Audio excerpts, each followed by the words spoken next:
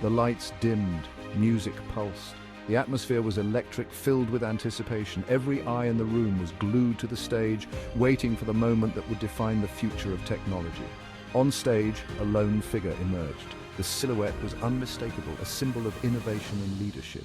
Tim Cook, Apple's CEO, smiled. His presence commanded attention, his smile a beacon of confidence and excitement. CEO as Tim Cook, welcome to the future. His voice resonated through the auditorium, a promise of groundbreaking advancements. A giant screen flickered to life, showcasing the iPhone 16. The audience leaned forward, eager to catch a glimpse of the latest marvel. Sleek, elegant, it seemed to pulse with an inner light. The design was a testament to Apple's commitment to pushing the boundaries of technology and aesthetics. The crowd erupted, cheers filled the room. The excitement was palpable, a shared moment of awe and admiration. Cook, a showman at heart, basked in the adulation. He knew this was more than just a product launch, it was a celebration of human ingenuity. He dove into the specs. The camera, a marvel of engineering, the processor lightning fast, each feature meticulously crafted to enhance user experience. But the true star, he revealed, was the AI. This was not just any artificial intelligence, it was a leap forward, designed to understand and anticipate user needs like never before. A collective gasp rippled through the audience. The realization of what this technology could mean for the future was overwhelming. It was a moment of pure, unadulterated wonder.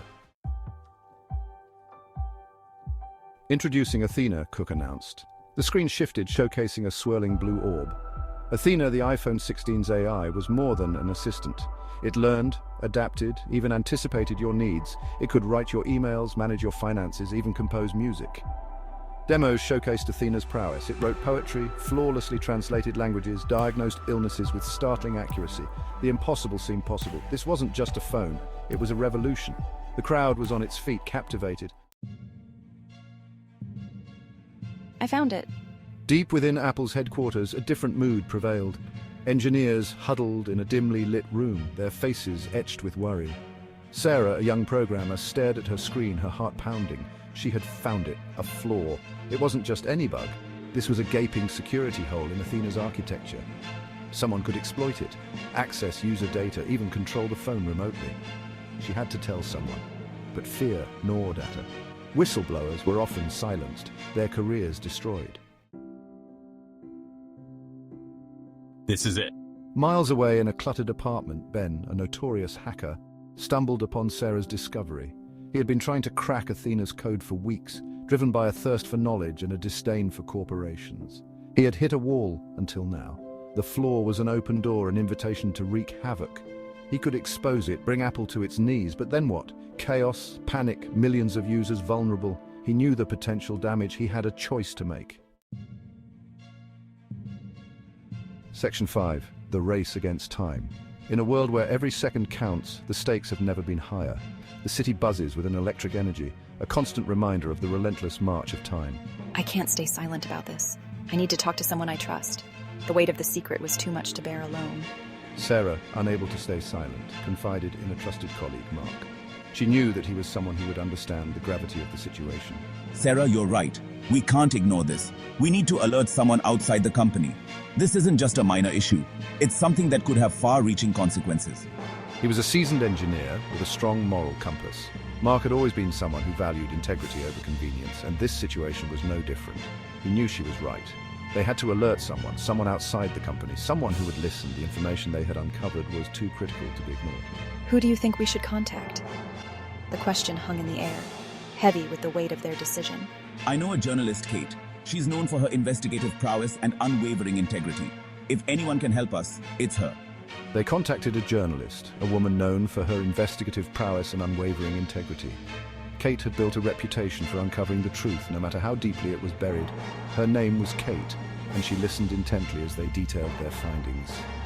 Every word they spoke added another piece to the puzzle she was determined to solve. Wow, this is huge. This story could make or break my career. The magnitude of the information was not lost on her. She knew this was a bombshell, a story that could make or break her career. The responsibility weighed heavily on her shoulders, but she was ready to take it on. The truth had to come out, and she was the one to do it. As the clock continued to tick down, the urgency of their mission became even more apparent. They were racing against time, not just for themselves, but for everyone who would be affected by the truth they were about to reveal. Sarah and Mark worked tirelessly, gathering every piece of evidence they could find. They knew that once the story broke, there would be no turning back. Kate, too, was relentless. She reached out to her sources, verifying every detail, ensuring that the story was airtight. This was her moment, and she was determined to get it right. The newsroom buzzed with anticipation. Everyone knew that something big was coming, but only Kate, Sarah, and Mark knew just how big it was. As the digital clock hit 0, the first rays of dawn broke over the city. It was a new day, and with it came the promise of truth and justice. The race against time was over, but the journey was just beginning. Section 6, the walls close in. In the heart of Silicon Valley, where innovation meets secrecy, a storm was brewing. At Apple, rumors of a critical flaw in their latest product reached the upper echelons. Panic set in as the implications of such a leak began to unfold. The stakes were high and the pressure was mounting. They had to contain the leak, protect their image, and ensure that their reputation remained untarnished. The boardroom buzzed with frantic energy as executives scrambled to devise a plan. We need to launch an internal investigation immediately. This cannot go public. We must find the source and plug the leak before it spirals out of control. Find the source of this leak. Leave no stone unturned. We need answers, and we need them now. This is turning into a witch hunt. People are scared and trust is eroding. How can we work under these conditions? What if they suspect us? Innocent people are being scrutinized, and the atmosphere is becoming toxic.